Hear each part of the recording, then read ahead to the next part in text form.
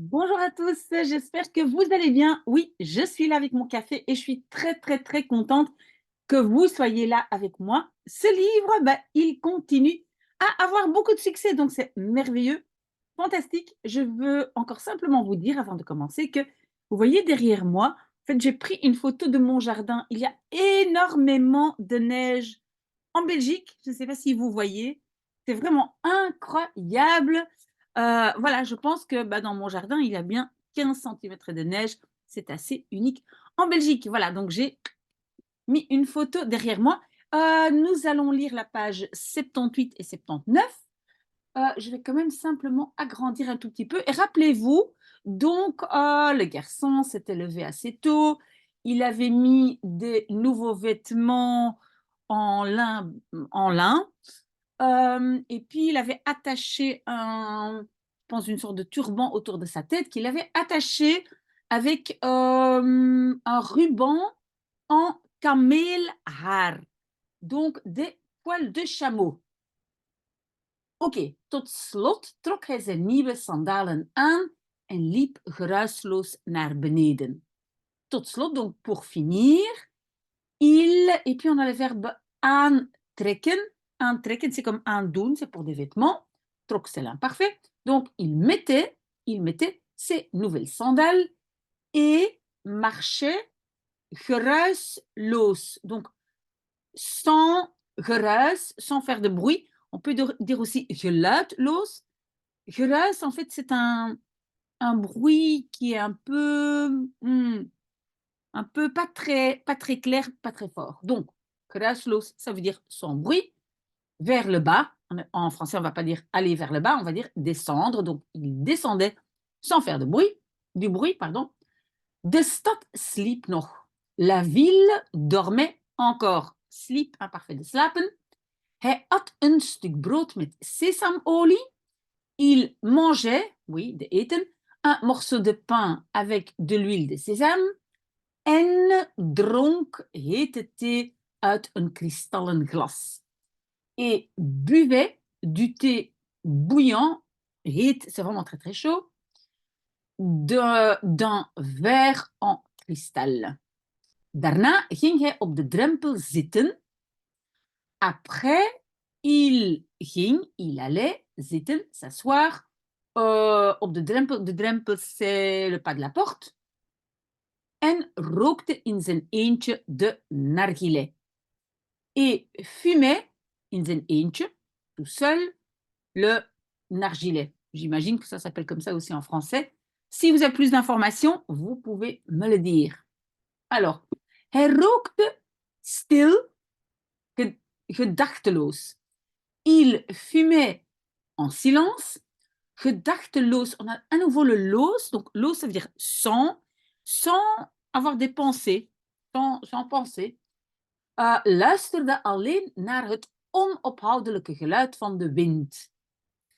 Écoutez uniquement, oui, en néerlandais c'est luisteren naar, hein, vers, mais en français on ne dit pas vers, le bruit onophoudelijk. Ophouden, c'est arrêter, cesser, et donc onophoudelijk, pardon, c'est incessant, donc le bruit incessant du vent. Le vent die de geur van de woestijn aanwaaide. Donc le vent qui, et puis on a le verbe aanwaaien. Mais aankomen, c'est arriver, mais si maintenant le komen, on le remplace par waaien, waaien c'est donc souffler, le vent qui souffle. Donc il souffle et il arrive. Hein, c'est la combinaison de aankomen et waaien. Donc qui, on va traduire ici, apportait, en soufflant, le parfum du désert. De woestijn, c'est le désert. Toen hij uitgerookt was, stak hij zijn hand in een van zijn zakken en bleef een poosje zitten kijken naar wat hij eruit had gehaald. Lorsqu'il est uitgerookt, roken, donc c'est fumer, uit, ça veut dire fini. Donc quand il avait fini de fumer, hij stak, oui, donc il mettait sa main dans une de ses poches.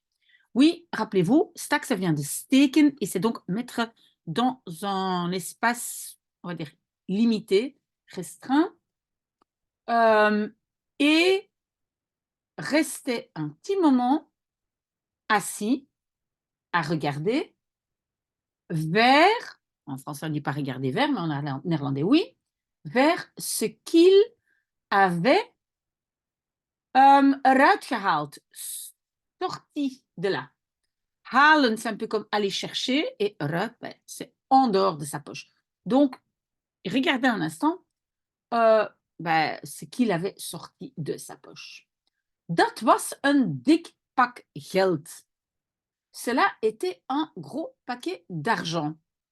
Genoeg om 120 schapen te kopen. Suffisamment pour acheter 120 moutons, een kaartje voor de boot, een ticket pour le bateau en een vergunning om handel te drijven tussen zijn land en het land waar hij was. Et une autorisation pour, oui, handel drijven, c'est faire du commerce.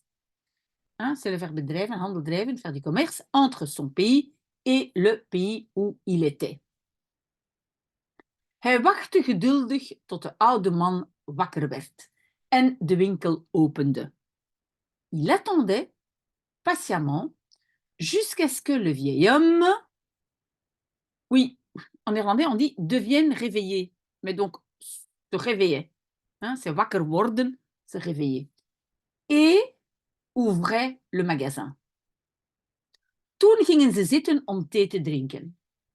Alors, ils allaient s'asseoir pour boire le thé, ou du thé. Ik ga vandaag weg, zei de jongen. Donc, le verbe c'est weggaan. Weggaan, c'est partir.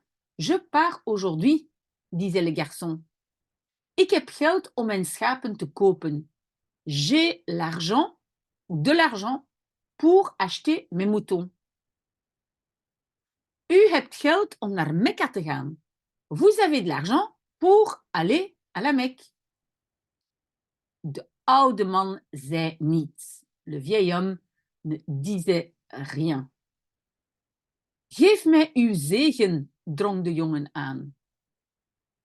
Donnez-moi votre bénédiction. Et puis on a le verbe aandringen, hein, particule séparable. Drong, imparfait de dringen. Donc, insistait le garçon. U hebt mij geholpen.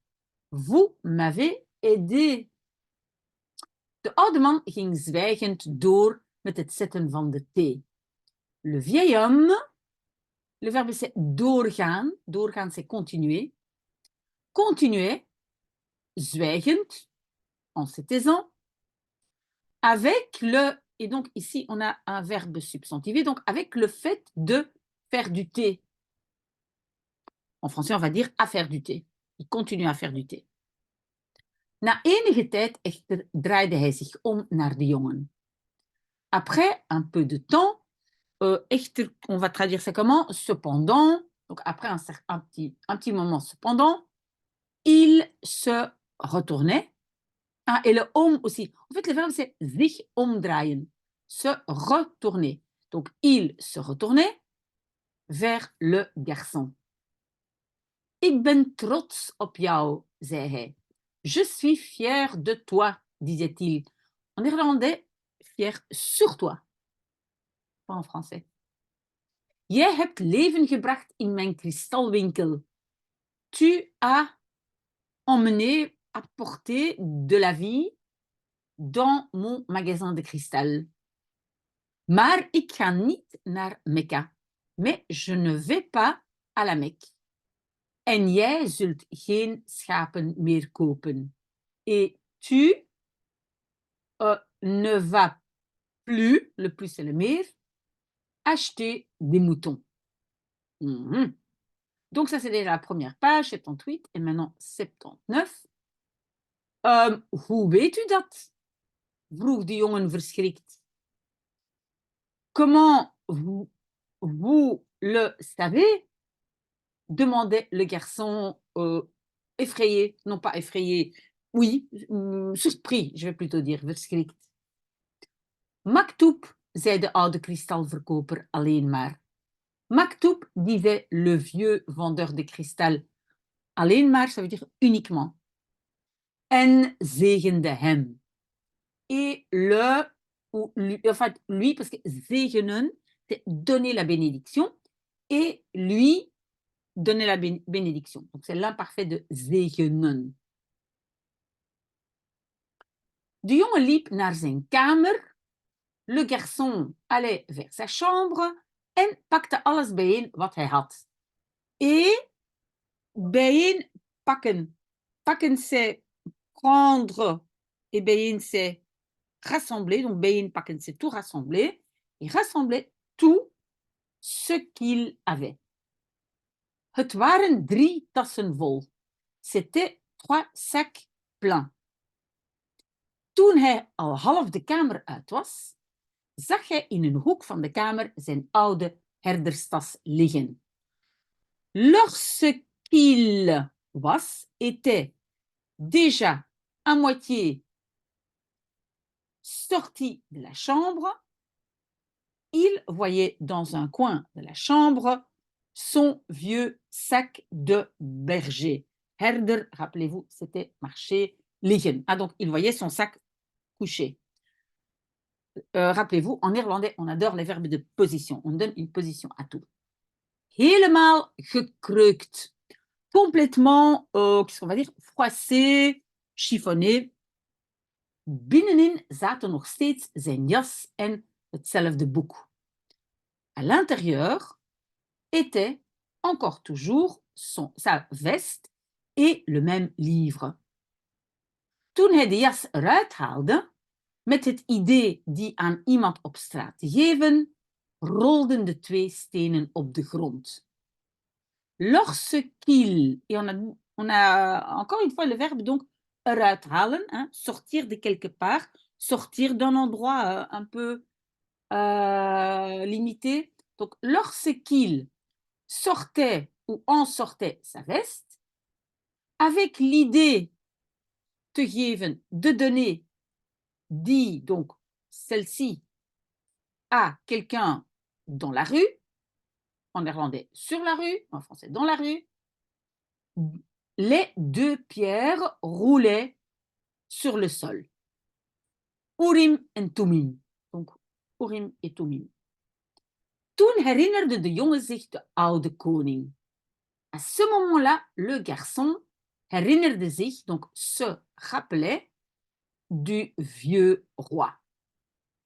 En hij was verbaasd toen hij besefte hoe lang hij al niet meer aan hem gedacht had. Et il était étonné lorsqu'il, et beseffen, c'est vraiment comprendre, réaliser, se rendre compte. Hoe lang, combien de temps, en néerlandais, combien long, non, comment long, mais donc combien de temps, il had niet meer gedacht, n'avait plus pensé à lui. Et on a aussi le mot déjà que je n'ai pas traduit. Pardon. Donc, il comprenait combien de temps il n'avait déjà plus pensé au vieux roi. Een jaar lang had hij onafgebroken gewerkt. Donc, pendant une année, donc une année de long, en néerlandais, il avait gewerkt, travaillé, afgebroken, pardon. Ça vient du verbe afbreken. Afbreken, ça veut dire rompre, arrêter. Et ici, c'est onafgebroken, ininterrompu, si on veut. Met als enige bedoeling genoeg geld bijeen te krijgen om niet met gebogen hoofd terug te hoeven naar Spanje. Donc, avec comme seul but bijeen te krijgen. Ici, on a de nouveau bijeen, donc c'est l'élément bijeen. Hein?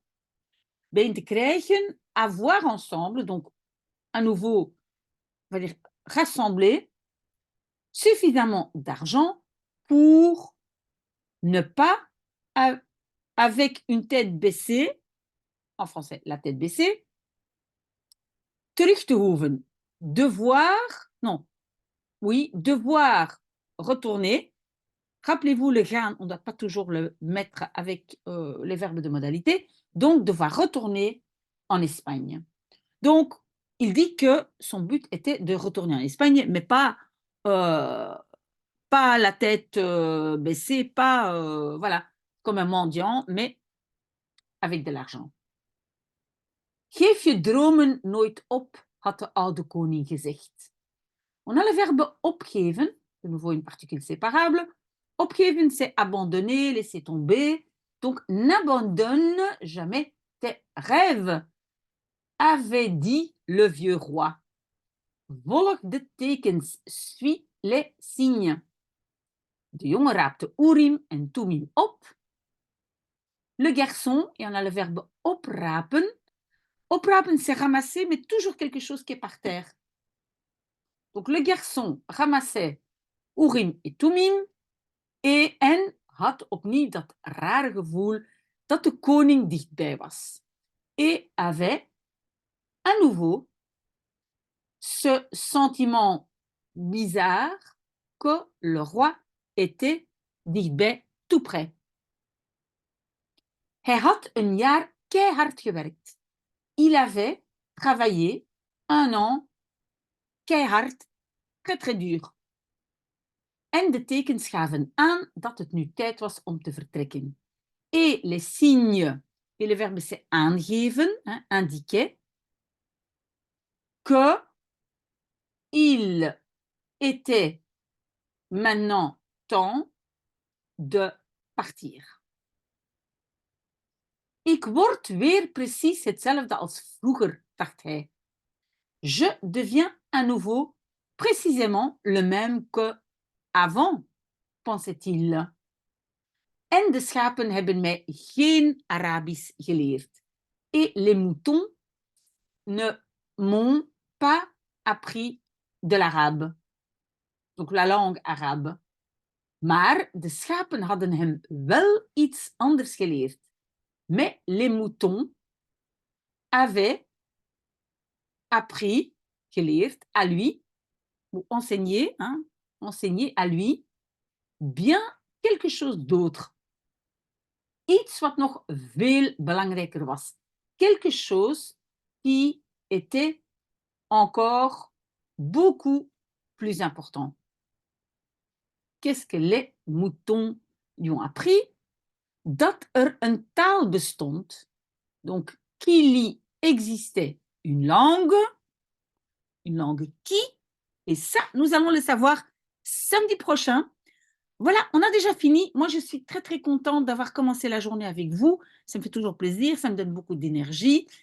Et qu'est-ce que moi, je vais faire maintenant?